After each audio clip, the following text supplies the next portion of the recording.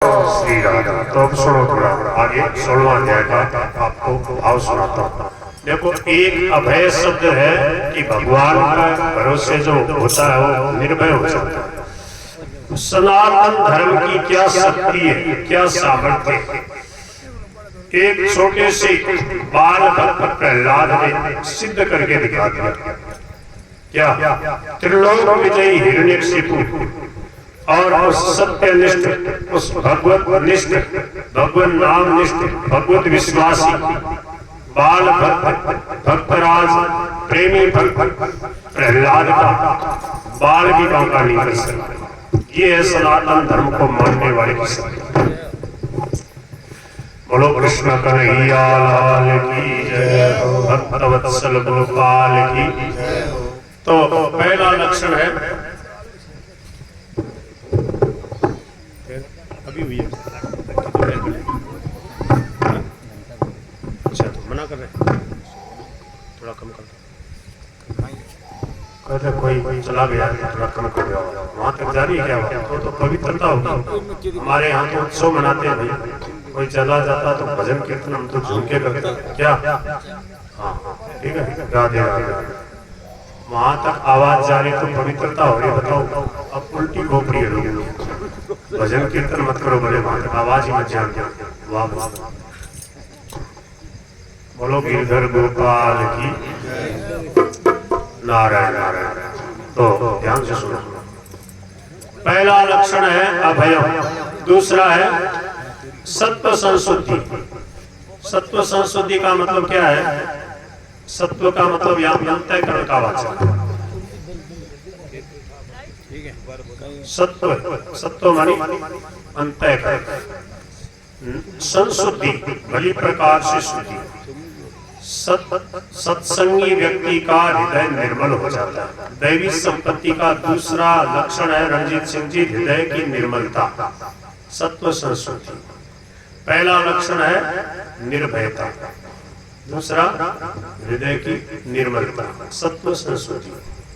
सत्वम हृदयम, सत्वम अंतःकरण।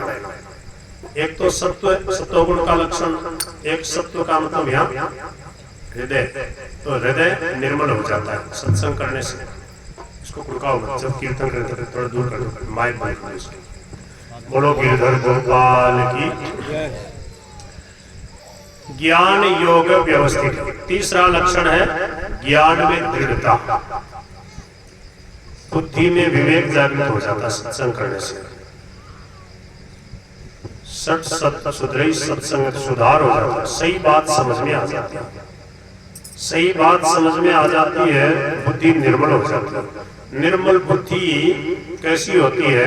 जो सात्विक बुद्धि का लक्षण बताया भगवद गीता में 18वें अध्याय का 30वां श्लोक है। अतुल सिंह जी आप पढ़ लेना, उसकी व्याख्या मैं थोड़ी सी बता देता हूँ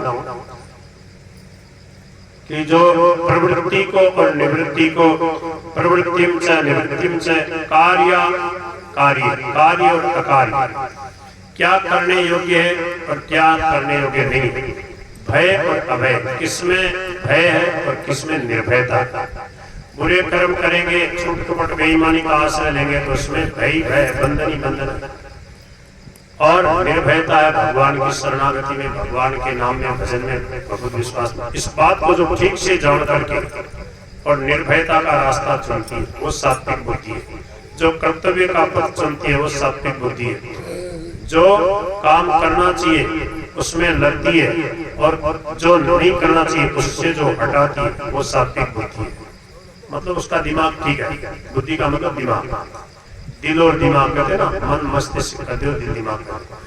और बंधन मोक्षम से या व्यक्ति बुद्धि सा बात सा, जो बंधन और मोक्ष के तत्व को जानता है उसको सात्विक बुद्धि कहते हैं। वो सात्विक बुद्धि वाला है। सात्विक बुद्धि वालों आदमी बना रंजीत सिंह जी ने निश्चय की ठार है भाई, कहीं करने से बंदर में पड़ जाए, कहीं करने से कल्याण हो सकता। इसको ठीक से जानता है। इसका भगवान ने बताया लक्षण गीता के 18वें अध्याय के 30वें श्लोक में।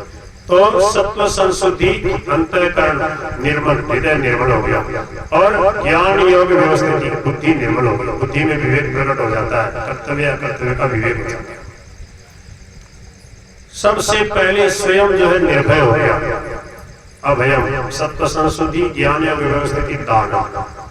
अब देखो उसके जो हाथ है, उसका जो मन है, उसकी जो वाणी है, इन तीनों में वाणी में क्या है, सरलता उदारता की बातें करेगा और हृदय से उदार भाव रखेगा और हाथ के द्वारा क्या करेगा, हाथा दे।